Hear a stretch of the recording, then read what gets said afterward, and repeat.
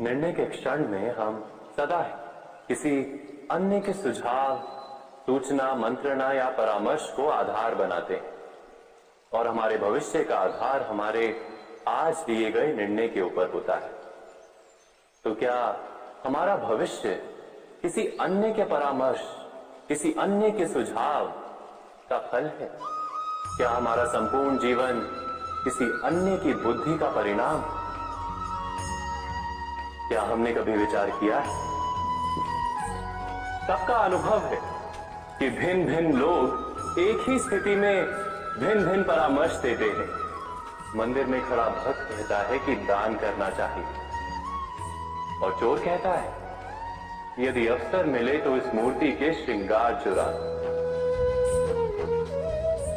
धर्म से भरा हृदय धर्ममय सुझाव देता है और अधर्म से भरा हृदय अधर्म का परामर्श देता है।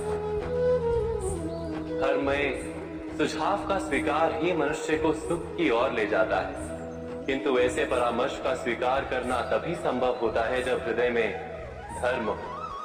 अर्थात किसी का सुझाव अथवा परामर्श स्वीकार करने से पूर्व स्वयं अपने हृदय में धर्म को स्थापित करना क्या आवश्यक नहीं? स्वयं विचार कीजिए।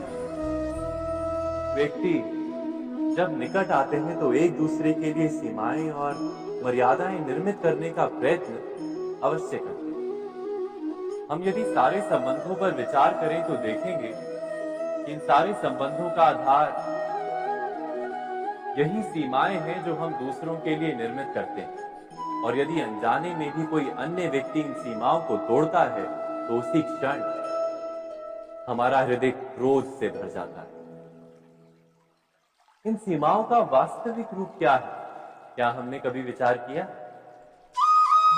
सीमाओं के द्वारा हम दूसरे व्यक्ति को निर्णय करने की अनुमति नहीं देते, अपना निर्णय उस व्यक्ति पर थोपते हैं, अर्थात किसी की स्वतंत्रता का अस्वीकार करते हैं।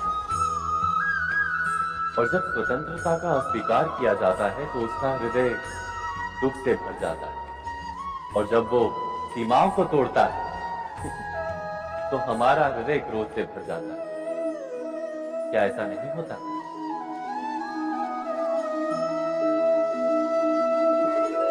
पर यदि एक दूसरे की स्वतंत्रता का सम्मान किया जाए तो किसी मर्यादाओं या सीमाओं की आवश्यकता ही नहीं होती।